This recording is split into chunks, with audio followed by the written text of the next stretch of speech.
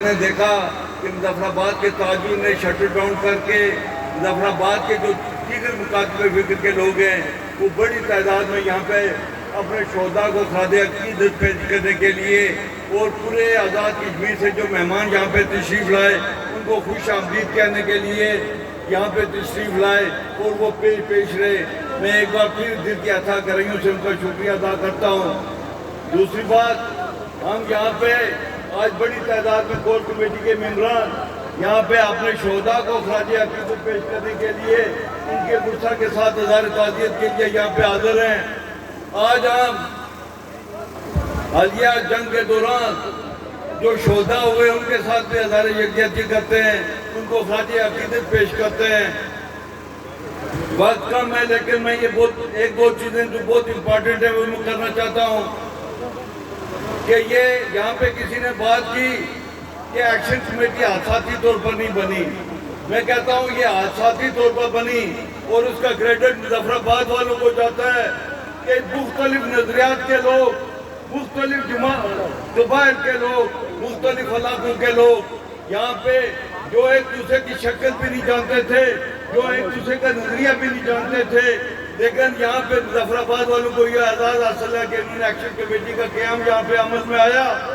اور سب سے بڑی بات کہ وہ مختلف سوچوں والے لوگ، مختلف نظریے کے لوگ، مختلف قبائل اور مختلف علاقوں کے لوگ جو پورے آزاد کشمیر سے تعلق رکھتے تھے، وہ جب پنڈی میں اکٹھے ہوئے ان کے دل کلیئر تھے اور انہوں نے وہ جو عوامی مفادات، عوامی مطالبات کو لے کے وہ نکلے.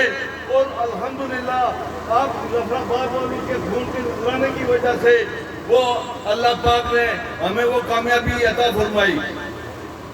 میں یقیناً یہ کہتا ہوں کہ مجھے یہ آزادی حاصل ہے. پہلے میں یہ سوچتا تھا کہ راشد نعیم صاحب ہمارے اس کور کمیٹی کے جو سینئر ممبر ہیں، لیکن پچھلے اجلاس میں پتہ چلا کہ سب سے سینئر ممبر میں ہوں.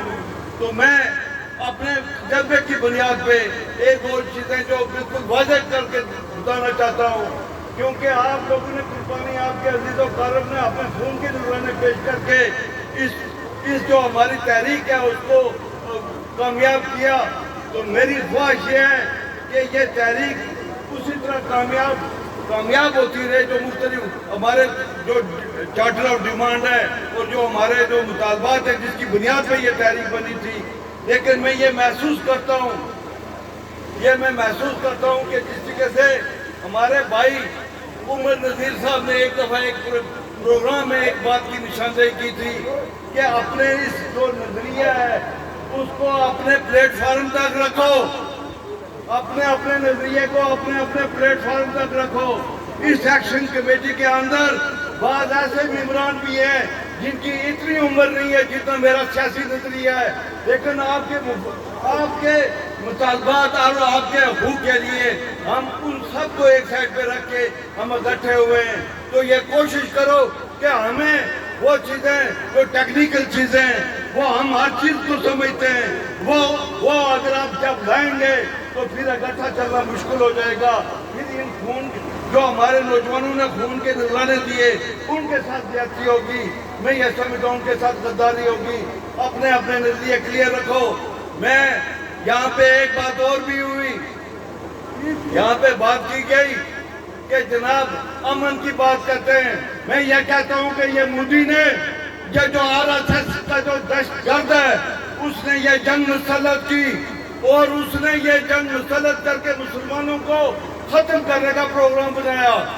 تو وہ جب اس کا منہ کالا کر کے اس کو ٹیبل پہ لایا گیا تو میں یہ کہتا ہوں کہ اس ٹیبل کے اندر 2 فریق نہیں ہیں، 3 فریق ہیں.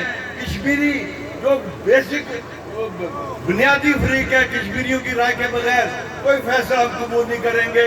میں آخر میں تمام مظفرآباد والوں کو دل کی عطا کریوں سے شکریہ ادا کرتا ہوں. شوکت نواز میر جن کے بارے میں کل فیصلہ آیا، میں یہ کہتا ہوں کہ یہ 7 لاکھ تاجر کا نمائندہ ہے. 7 لاکھ تاجر اس کی پشت کے پیچھے کھڑے ہیں. میں اللہ کو دعا بنا کے یہ کہتا ہوں کہ یہ کوئی چھوٹی سی بات نہیں. ہاں جس کسی کو شوق ہے یہ آرڈیننس کیا ہے. میں نے آج کسی نے مجھے بتایا کہ یہ آرڈیننس ہے کہ ہم ان سے پوچھ کے اپنے مطالبات کے لیے اپنے شٹر ڈاؤن کریں گے. یہ بات نہیں ہو سکتی ہے. ہم ان ظالم ان کے رویے درست نہ ہوتے.